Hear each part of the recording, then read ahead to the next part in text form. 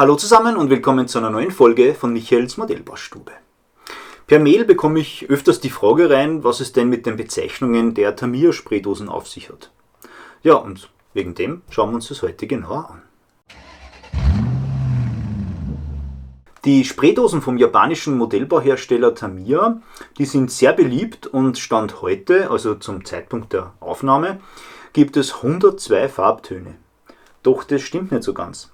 Es gibt 102 Farbtöne bei den TS-Farben.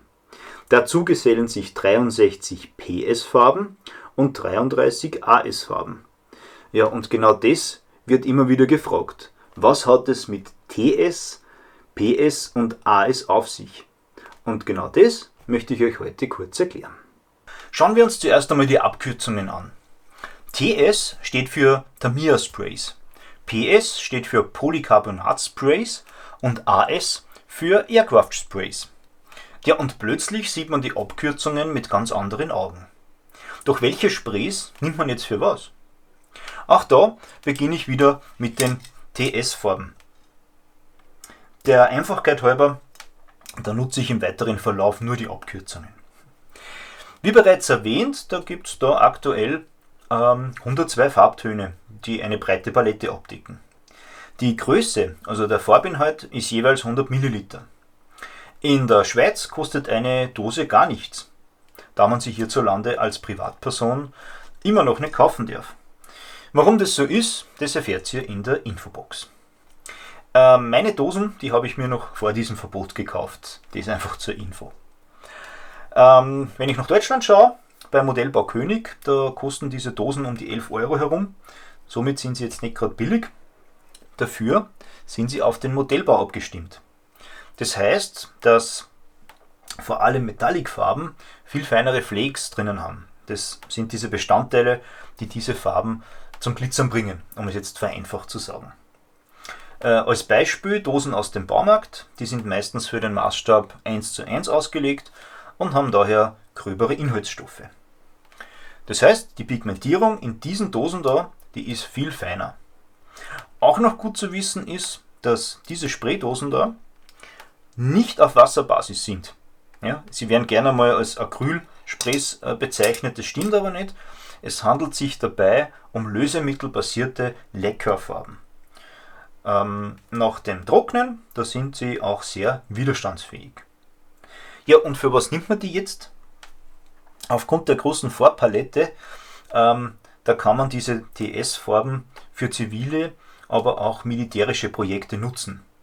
Für kleinere Maßstäbe, wie ich sie baue, da reicht eine Dose für 2 bis 3 Modelle, da man sie ja hauptsächlich für großflächige Anwendungen nutzt, sprich Karosserien, Panzerwannen, Schiffsrümpfe und so weiter. Grundsätzlich empfehle ich für diese Farben eine Grundierung und eine Versiegelung mit Klarlack.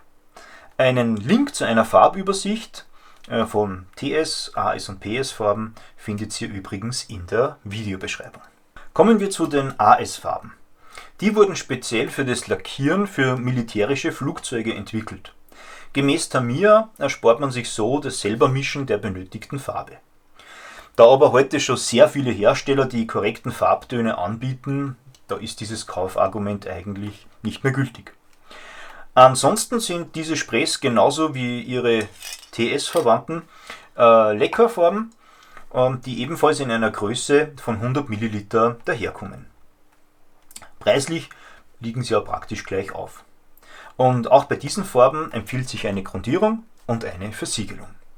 Die PS-Farben hingegen, die gehen in eine ganz andere Richtung, denn diese Sprays sind speziell für Lexan-Karosserien entwickelt worden, die hauptsächlich im RC-Bereich zum Einsatz kommen. Da ich kein RC-Bauer bin, da habe ich auch keine griffbereit, daher blende ich euch hier eine Dose ein. Und ja, auch diese Sprays von Tamiya sind in der Schweiz nur für gewerbliche Zwecke erhältlich. Ohne jetzt zu tief in den Kaninchenbau vorzudringen, besteht der Unterschied zwischen dem normalen Modellbaukunststoff und Lexan bzw. Polycarbonat darin, dass letzterer leichter und vor allem stoßfester ist. Man muss einfach bedenken, dass so ein RC-Auto mehr aushalten muss als eines, das jetzt nur in der Vitrine rumsteht. Und genau dieses Lexan benötigt eben einen etwas aggressiveren Lack, wenn ich das jetzt mal so sagen darf. Denn dieser muss sich quasi in den Kunststoff hineinfressen. Somit ist er viel schärfer als die beiden anderen Sprays und sollte nie auf den uns bekannten Modellen zum Einsatz kommen. Die Gefahr, dass man dann später eine extrem raue Oberfläche bzw. ganze Löcher hat, die ist sehr groß. Einen Vorteil hat die Farbe aber, sie ist anscheinend resistenter gegenüber dem Treibstoff, der ja bei manchen RC-Modellen zum Einsatz kommt. Ja, und auch die PS-Sprays sind in 100 Milliliter Dosen erhältlich und bei manchen Händlern sogar günstiger als die anderen beiden. Fassen wir also zusammen. Die TS- und AS-Farben, die sind für den Plastikmodellbau entwickelte Farben, die man in 100 Milliliter Spraydosen bekommt. Die AS-Farben, die sind vor allem für Militaria-Flugzeugbauer interessant.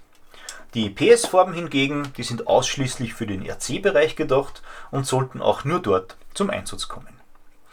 Einen etwas tieferen Einblick in die TS-Farben, den gibt es hier.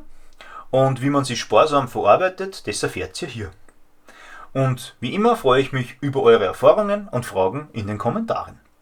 Ja, und bis zum nächsten Mal, da wünsche ich euch eine gute Zeit und viel Spaß beim Modellbau. Euer Michael.